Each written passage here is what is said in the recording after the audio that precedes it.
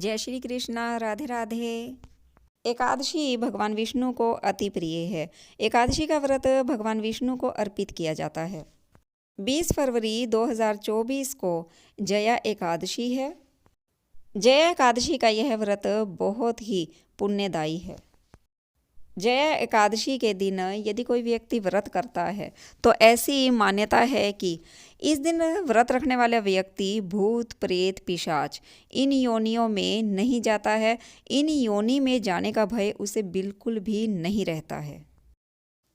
एकादशी का व्रत जब भी रखा जाता है तो उससे एक दिन पहले दशमी के दिन जो भी व्रती व्रत रखे उसे एक दिन पहले दशमी के दिन सात्विक भोजन वो भी एक समय करना चाहिए। सात्विक भोजन का यहाँ मतलब है कि वहाँ उस भोजन के अंदर प्याज और लहसुन इस तरह की तामसिक चीज़ें नहीं होनी चाहिए, क्योंकि एकादशी का व्रत दशमी तिथि से ही माना जाता है और व्रती को दशमी तिथि से ही ब्रह्मचर्य का पालन करना चाहिए। अगले दिन एकादशी के दिन प्रातःकाल उठकर स्नान आदि से निवृत्त होकर दृढ़ संकल्प करके एकादशी के व्रत का संकल्प करना चाहिए। व्रती को इस दिन धूप दीप फल और पंचामृत भगवान श्री हरि विष्णु को अर्पित करने चाहिए और भगवान श्री हरि विष्णु का ध्यान करना चाहिए। भगवान श्री हरि विष्णु के कृष्ण रूप को इस दिन आराध्य मानकर उनकी पूजा करनी चाहिए। इस दिन भगवान श्री हरि विष्णु के कृष्ण रूप को ध्यान लगाना चाहिए। कृष्ण अवतार का ध्यान करते हुए व्रती को इस दिन रात्रि में जागरण करना चाहिए, भजन कीर्तन आदि करना चाहिए। द्वादशी तिथि पर किसी ज़रूरतमंद या ब्राह्मण को यथाशक्ति पूर्वक भोजन आदि करवा के दान दक्षिणा देनी चाहिए और व्रत का पारण करना चाहिए। इस तरह से किए गए एकादशी व्रत का पुण्य अवश्य मिलता है। एकादशी का व्रत अत्यधिक पुण्यदायी होता है और लेकिन इस व्रत को विधिपूर्वक करना अति आवश्यक होता है। भूल कर भी एकादशी के व्रत में चावल का ग्रहण ना करें। एकादशी तिथि को चावल सेवन निषेध है। जया एकादशी के दिन व्रती को इस कथा को अवश्य कहना चाहिए और सुनना चाहिए। जया एकादशी पर इस कथा का पाठ करने से व्यक्ति की सभी मनोकामनाएं पूर्ण हो जाती हैं और भगवान श्री हरि विष्णु की कृपा साक्षात प्राप्त होती है। जया एकादशी की जो कथा कही गई थी वह है स्वयं भगवान श्री कृष्ण जी ने कही थी। युधिष्ठिर ने जब बार बार भगवान श्री कृष्ण जी से आग्रह किया तो भगवान श्री कृष्ण जी ने उनके आग्रह करने पर जया एकादशी की कथा को श्रवण किया था, उन्हें सुनाया था। पौराणिक मान्यताओं के अनुसार भगवान श्री कृष्ण जी ने युधिष्ठिर से कहा, इंद्र की सभा में उत्सव चल रहा था। सभी देवतागण, दिव्य संत और श्रेष्ठ पुरुष उस उत्सव में शामिल थे। उस समय सभी गंधर्व गीत गा रहे थे और जो गंधर्व कन्याएं थी वे नृत्य कर रही थी। उन्हीं गंधर्वों में एक माल्यवान नाम का गंधर्व था जो बहुत ही सुरीला गाता था। माल्यवान की जितनी सुरीली आवाज़ थी वह जितना सुंदर गाता था उतना ही सुंदर उसका रूप भी था। उधर गंधर्व कन्याओं में एक पुष्यवती नाम की सुंदर नृत्यांगना भी थी। माल्यवान और पुष्यवती एक दूसरे को देखकर अपनी सुध बुध खो बैठे और अपनी लय और ताल से भटक गए। ऐसा देखकर भगवान देवराज इंद्र क्रोधित हो गए और जब वे नाराज हो गए तो उन्होंने माल्यवान और पुष्यवती को श्राप दे दिया कि तुम इसी क्षण मृत्युलोक में जाकर पिशाचों सा जीवन व्यतीत करोगे।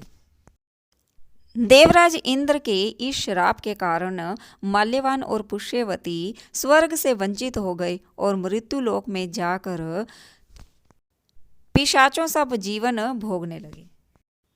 श्राप के कारण दोनों पिशाच योनि में भूत योनि में चले गए, जिससे कि वे कष्ट सहने लगे और दुख भोगने लगे। पिशाची जीवन बहुत ही कष्टदायक था, दुखी था और वे दोनों बहुत ही दुख भोग रहे थे कि एक दिन एक समय माघ माह की शुक्ल पक्ष की एकादशी का दिन था। उस दिन दोनों ने एक ही समय सिर्फ फलाहार किया और रात्रि में भी वे भगवान श्री हरि विष्णु से अपने किए गए कर्मों के लिए पश्चाताप करने लगे। पूरी रात्रि उन दोनों ने भगवान श्री हरि विष्णु से प्रार्थना की, पश्चाताप किया और भगवान श्री हरि विष्णु से प्रार्थना करके कहा कि हमें इस पिशाच योनि से मुक्ति दीजिए, जिससे कि अगले दिन प्रातःकाल उन दोनों की मृत्यु हो गई।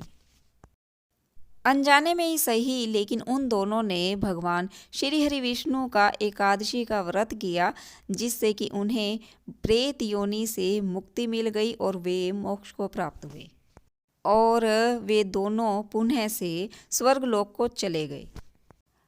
जया एकादशी का जो भी व्रती व्रत करता है उसे भूत प्रेत का किसी भी तरह से भय नहीं रहता और मृत्यु के पश्चात भी उसे प्रेत योनि प्राप्त नहीं होती है। भगवान श्री हरि विष्णु की कृपा से उसे मोक्ष प्राप्त हो जाता है। यदि कोई व्रती एकादशी का व्रत दृढ़ संकल्प करके करता है, पूरी निष्ठा से करता है, तो उसकी सभी मनोकामनाएं सिद्ध हो जाती हैं। प्रेत योनि का उसको किसी भी तरह से भय नहीं रहता, उसे मोक्ष प्राप्त हो जाता है। और यदि एकादशी के दिन जया एकादशी व्रत की कथा यदि कोई भी व्यक्ति कर लेता है, यदि वह व्रत भी नहीं करता है एकादशी के दिन और जया एकादशी के व्रत की कथा भी करता है, तो उसे भूत प्रेत पिशाच परेशान नहीं करते हैं। किसी भी तरह की इस तरह की बाधा उसके निकट भी नहीं आ पाती है। इसीलिए एकादशी का व्रत अवश्य करना चाहिए, क्योंकि एकादशी का व्रत मोक्ष को प्रदान करने वाला व्रत है। सिर्फ एक एकादशी का व्रत ऐसा व्रत है कि जिसका दान भी किया जा सकता है। यदि किसी व्यक्ति ने अपने पूरे जीवन काल में एक भी व्रत एकादशी का नहीं रखा है और उसकी अकाल मृत्यु हो जाती है, तो जिस व्यक्ति ने एकादशी का व्रत रखा है उसे मोक्ष प्रदान करने के लिए वह अपने एकादशी के व्रतों का दान कर सकता है, ताकि मृत्यु लोक में गए हुए व्यक्ति को मोक्ष प्राप्त हो सके। एकादशी का व्रत एक ऐसा व्रत है कि जिससे के रखने से व्यक्ति अपना भला तो करता ही करता है, साथ ही साथ अपने घर परिवार का भी भला करता है, अपने समाज कुटुंब का भी भला करता है।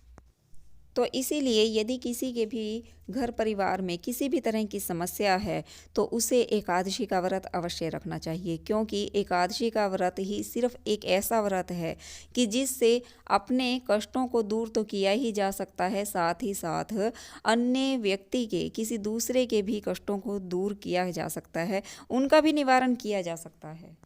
क्योंकि एकादशी का व्रत संपूर्ण मनोकामनाओं को पूर्ण करने वाला व्रत है। जो व्यक्ति एकादशी का व्रत करता है, भगवान श्री कृष्ण जी साक्षात उसके साथ रहते हैं। उसके सभी कार्य स्वयं भगवान श्री कृष्ण जी की कृपा से पूर्ण होने लग जाते हैं। विद्यार्थियों को अपने सफलता के लिए, अपने जीवन में उन्नति के लिए एकादशी का व्रत अवश्य करना चाहिए। साल 2024 में पड़ने वाली 20 फरवरी 2024 को पड़ने वाली जया एकादशी का जो पारण की अवधि रहेगी वह 2 घंटे 15 मिनट की रहेगी। जी हाँ, द्वादशी तिथि 21 फरवरी को पारण की अवधि प्रातःकाल में 2 घंटे की रहेगी, 2 घंटे 15 मिनट की। इस दौरान व्यक्ति ब्राह्मण और ज़रूरतमंद व्यक्तियों को भोजन आदि कराकर उन्हें यथाशक्ति पूर्वक दान दक्षिणा देकर अपने व्रत का संकल्प को पूरा कर सकता है, पारण को पूर्ण कर सकता है।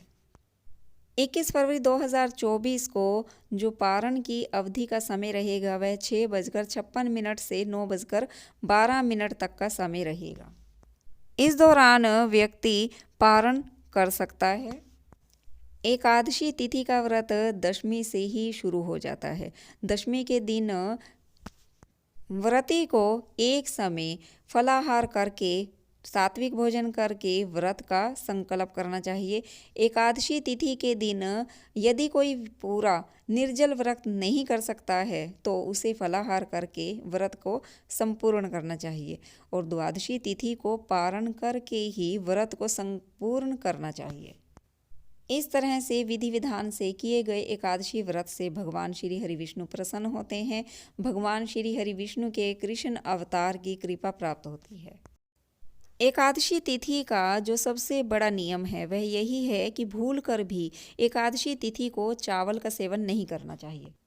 अगर आपको वीडियो अच्छी लगी है तो वीडियो को लाइक कर दीजिए, शेयर कर दीजिए, चैनल को सब्सक्राइब कर लीजिए। जय श्री कृष्णा, राधे राधे।